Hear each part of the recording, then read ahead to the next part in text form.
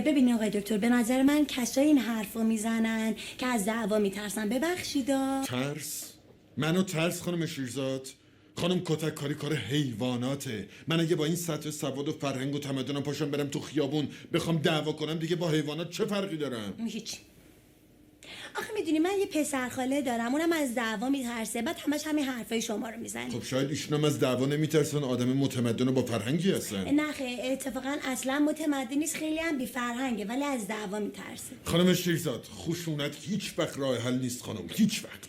چه جالب، اتفاقا پسر خاله منم همیشه همینو میگه. خانم حرف زدن با شما مثل این که آدم سرشو بکوبه به دیوار. وای چقدر بامزه، اونم همیشه همینو به هم میگه پرستو، آدم با تو که حرف میزنه میخواد سرشو بزنه تو دیوار. شما دو تا اصلا خیلی طرز فکراتون شبیه همه. من اجازه میفرمایید؟ خواهش میکنم.